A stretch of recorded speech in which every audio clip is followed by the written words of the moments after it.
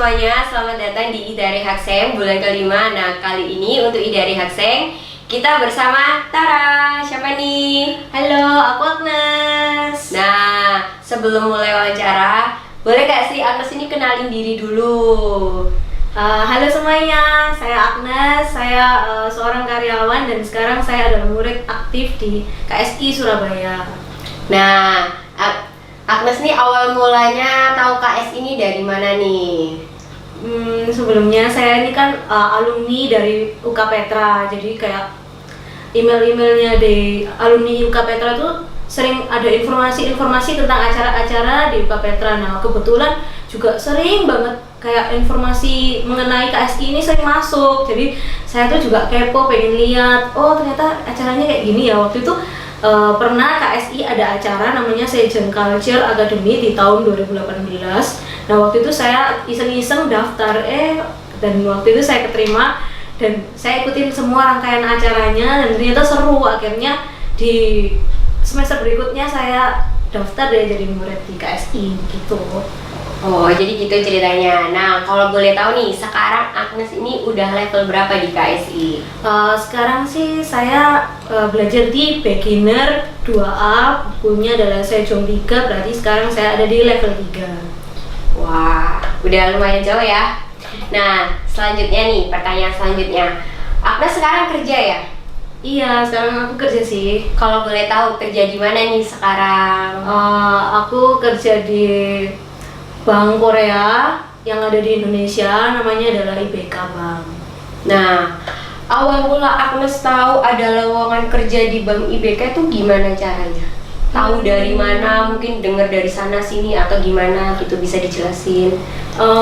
Kebetulan kan semua acara-acara di KSI itu selalu di email, di setiap emailnya murid-murid di KSI. Nah, mungkin kayak acara di KSI seperti acara Korean Movie Day atau juga Library Culture Day dan acara-acara lainnya, dan juga kadang juga ada informasi tentang beasiswa di Korea atau juga lowongan-lowongan pekerjaan yang berhubungan dengan perusahaan Korea. Nah, kebetulan nih ada email masuk mengenai lowongan pekerjaan di perusahaan IBK ini, IBK Bank ini.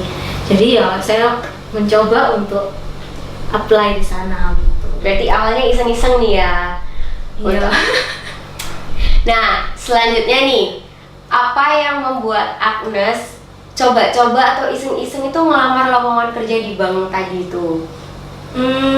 Ya sebelumnya kan saya mikirnya ini saya udah belajar bahasa Korea. Saya kepengin banget gitu kayak bekerja, kalau bisa ya bekerja di perusahaan yang Korea juga gitu. Jadi ya saya pikir ya saya ingin coba juga, siapa tahu juga cocok dengan saya gitu. Oh, gitu. Nah, waktu dipanggil wawancara nih, kaget nggak? Waktu akhirnya, wah aku dipanggil wawancara nih sama bank yang kemarin aku apply, yaitu Bank Korea gitu. Waktu itu cukup terkejut ya, karena setelah saya apply, saya dipanggil interview itu jaraknya cukup jauh, dari mungkin sekitar 1,5 sampai 2 bulan. Jadi saya udah kayak ya sudah, mungkin saya bukan nasib saya untuk bekerja di sana begitu.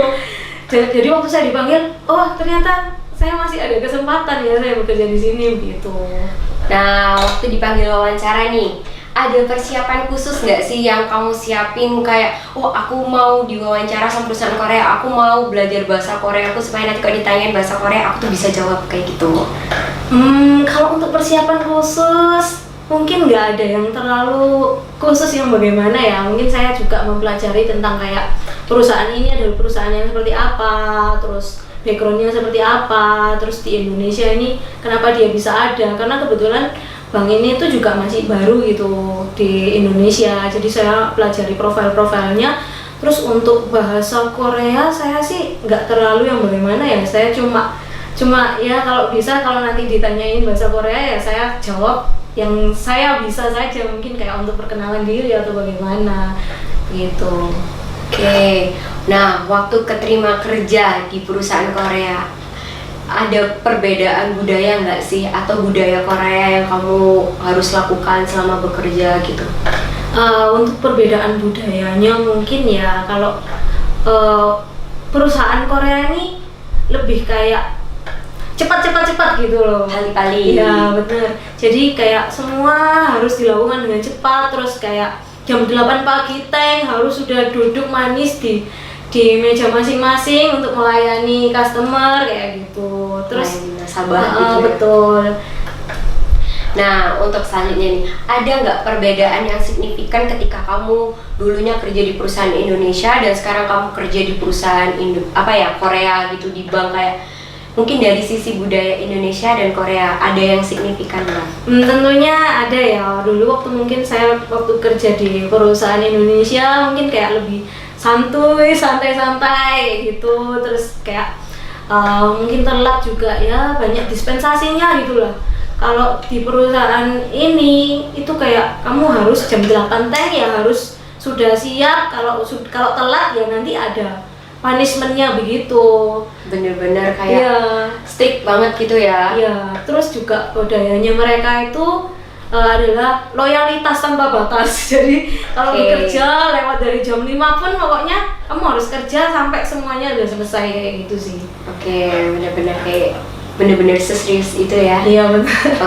Selanjutnya ada nggak sih benefit yang kamu dapatkan ketika kamu kerja di perusahaan Korea? Benefit tentunya ada ya.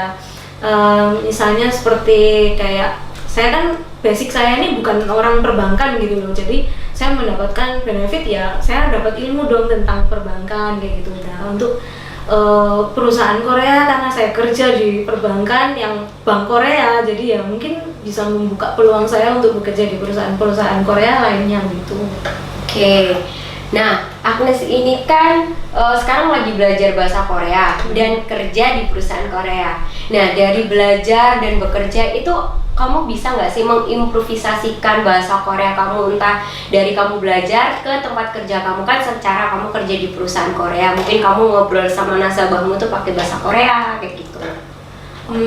Kalau untuk improvisasi untuk bahasa Korea yang sudah dipelajari mungkin nggak terlalu yang banyak banget. Cuman karena ini dunia perbankan ya mungkin banyak istilah-istilah asing yang nggak pernah tahu gitu. Soalnya kan kalau pelajaran di kelas itu yang simple-simple gitu. Jadi kayak ya nggak ada yang istilah bank itu nggak pernah dipelajari gitu loh. Tapi semenjak kerja di sini itu saya juga tahu istilah-istilah perbankan yang dalam bahasa Korea, mungkin kayak buku tabungan atau tabungan berjangka atau deposito itu.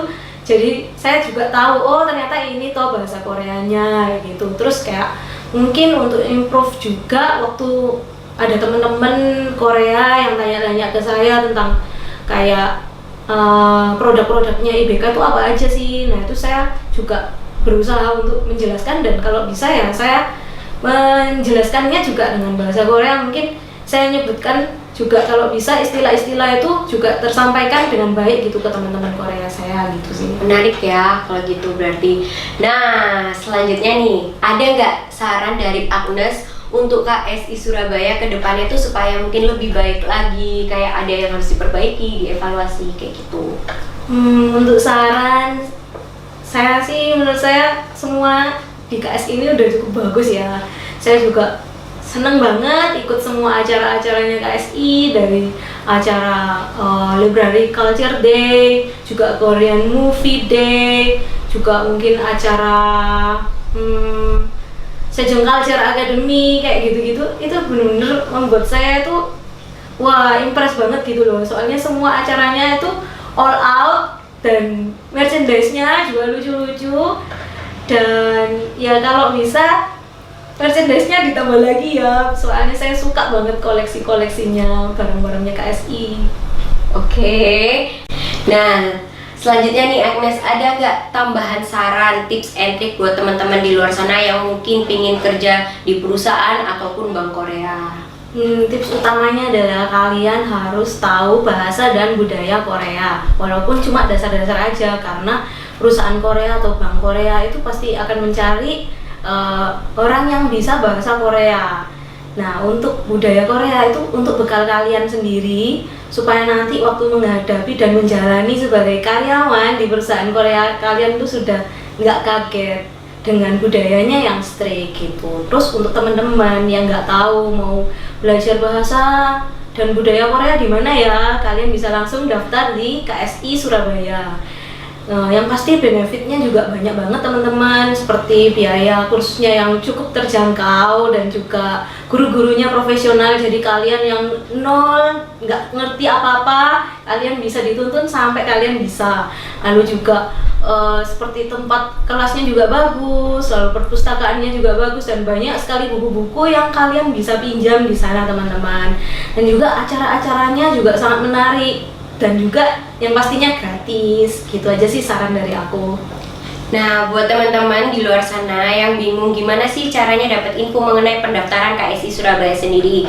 Nah, untuk pendaftaran di KSI Surabaya itu dibagi menjadi 2 periode, di mana periode pertama itu adalah bulan Juni sampai Juli, dan periode kedua adalah Desember sampai Januari. Dan kalian bisa dapetin informasinya melalui sosial media yang KSI punya, yaitu melalui Instagram, Facebook, dan YouTube. Kalian jangan lupa juga untuk like, komen, dan subscribe video ini. Nah, selanjutnya, annyeonghaseyo.